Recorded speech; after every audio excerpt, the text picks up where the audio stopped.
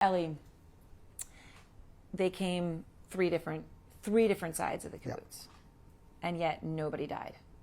Yeah.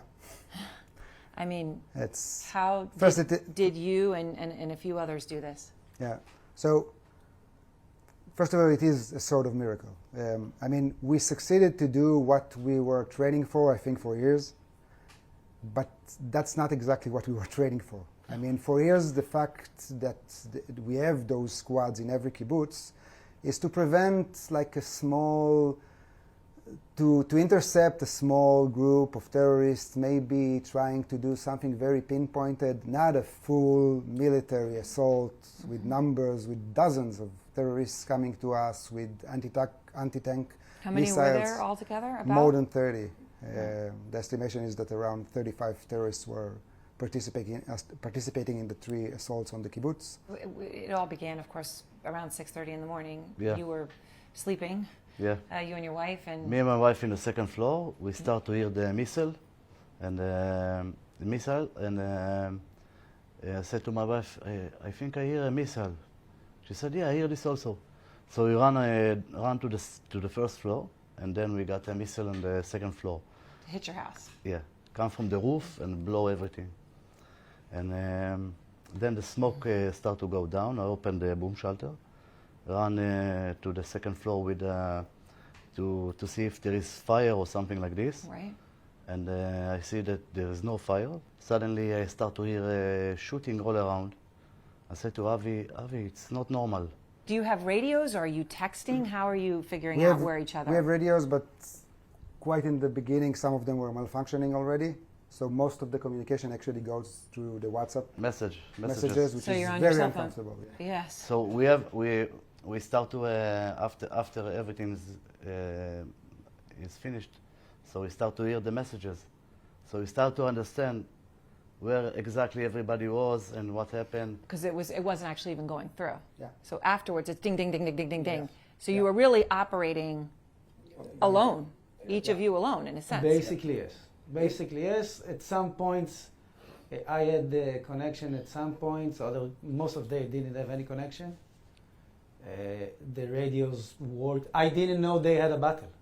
They were on the other side of the kibbutz. I couldn't hear them. Right, because there were 3 points. Yeah. I couldn't hear them. I had no idea they were in a battle until noon, maybe, because I was on the gate. But when you were at the gate, they tried to come in the vehicle gate, and I know in Barry we saw all the burnout cars they used to block. You were able to stop that, but they burst through the pedestrian gate. We have footage of some of this from the security cameras. Exactly. Yeah. They were actually shooting anti-tank missiles on the gate. So there's actually an actual carnage going on outside the gate. People are trying to rush in from the party. People that were just driving. They're trying to come in for safety. Trying to come in. Yeah. The gate is closed. Mm-hmm. They cannot see the terrorists, and they just go outside and run to the gate, and they're being shot at from short distance, fall down. So the terrorists at the gate are trying to come in. These people are rushing. So they basically they're just like picking them off as they run in. The terrorists are actually taking cover around the gate from the outside. And firing at them. And firing at those civilians that's running through the gate, stabbing them after they were shot down to make sure they're dead. They are engaging, there is a small migunit, this bomb shelter, outside the gate. Some of the party members were hiding there. Mm-hmm. So you can see a group of terrorists going and doing their massacre there. They throw hand grenades. Grenades into the shelter, yes. You can see in the movie, the security movie, you can see the hand of the terrorist throw hand grenades inside. So I went out solo and starting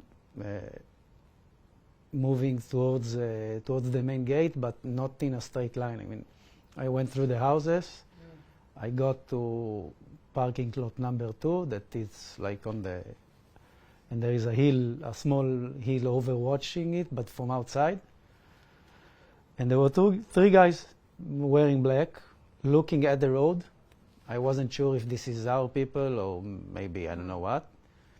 And at the moment they turned around, I saw AK-47s. So that's how you know, because you all have M16s. Yes. All of you. We don't use AK-47. Right. So when you know, that's not immediate us. signal that that's not us. I shot at this group. One of them got hit. The other 2 scattered. Do you have any idea how many? I mean, obviously, you have M16s, you have magazines, but just a sense of this went on for hours. How many bullets did you even shoot? I mean, do you have any even idea of what this took? You know? We know exactly. Hundreds. I shot 240 bullets. I knew that I have only 6 magazines, and I counted every bullet. I knew that I cannot shoot like I have a backup or something like that. So I've been shooting every bullet has its own target. I didn't try just to make them lie. Right. You had to shoot. You had to shoot to kill. I had to shoot to kill. I know you all know, you've seen these. This is what was found on them. I mean, at least on somebody, right? This is their plans. I mean, of what they were going to do. I just was reading through it. I mean, it's dated October 2022. They were, I mean, if that they were planning it for a whole year. The details in here, Ellie, I wanted to ask you about one specific thing. I mean, they knew everything about your... Except our names. Yeah, except your names. But they put their phone numbers in here. They put, you know, the task, kibbutz, Mefalsim, raid plan B14. I mean, it's military. Very specified, very military. God is great, the martyr, Al-Qassam brigades, they label it all. But at the top, they have, you know, the cameras that are going to be visible, who was going to come to help you. They knew the tank brigade. But it's this part I wanted to ask you all about. This was exactly what they planned to do inside the kibbutz. The duty of where they were supposed to go, what street numbers, everything. They know where the generator is. There's a mentioning in your And did you, now that you see this and you saw them, were they trying to execute this plan? Exactly. Their plan was actually to engage the security group, to open the main gate to allow vehicles in, to sabotage the main power and the generator, and to make as much casualties from the security team to allow the second wave to go in. And the fact that they know the exact street where to go to, where the generator is, and it's stated I mean, it's street by street. Street by street, that's exactly what they were executing. Exactly. They came to the exact points where the gates are. For instance, the point beside my house is the gate. It's the southern gate. It's It's a small gate that is closed. small and the hidden gate. It's in the plan. I actually saw a page.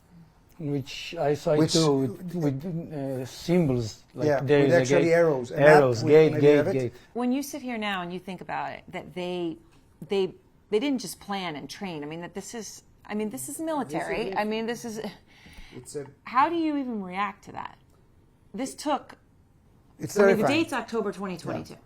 It's terrifying because it is a military plan that the combatants, the terrorists, trained on it. It was quite clear they knew exactly what they are doing. They were disciplined. This is a military-grade planning.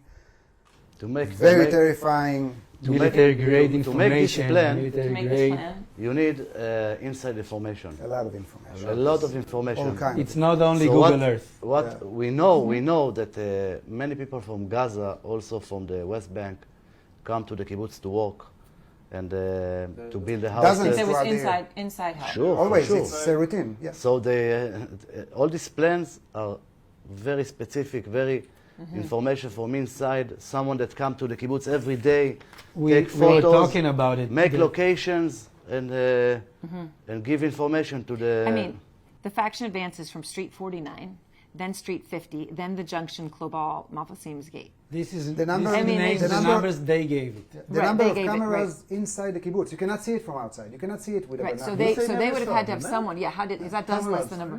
It lists all the surveillance in the שידוע kibbutz. מצלמות בתוך הבתים, בתוך הקיבוץ. Sorry. אני לא מכיר את המצלמות האלה. We I don't don't know where exactly these where the cameras locations are. of the cameras are. I don't know where No, But they did. I cannot tell each and every, Yeah. and But they do. actually, and they do. And did you? So we tend to think like Noam does. It Ah, needed it's to for have sure. some It's inner for sure. information And from for a inside the kibbutz. But you saw outside your gates what happened. So the world understands. Can you just talk about what happened, what you saw? I mean, just In every sense of the word, massacre, bloodthirst, it's not just, okay, target killing, he's down, continue. No, they butchered. It was barbaric in every sense. There's no need to fire 50 rounds at a guy that's already dead on the floor. Okay, there's no need for it. I can tell you that one of the most terrible, I think, few minutes in this day was actually when we went out of the kibbutz. Me and David, families, we went out of the kibbutz at about 3 and a half in the morning. And there was no electricity also on the road, meaning it was a complete darkness. And we went outside the gate of our house. The military told us drive very fast, only to the north. And we were driving like crazy. And from the gates, we told immediately the children, you are lying down on the floor, don't look out of the windows. In front of the gate, there were burnt cars, dozens of bodies. Apocalyptic view, as you can imagine it. In sheer darkness, we were driving on the road, which is the driving way to our home. It's the normal, like every day. Yeah, it's the Every day everyday road yeah, to we've my been house. riding like that between dead bodies.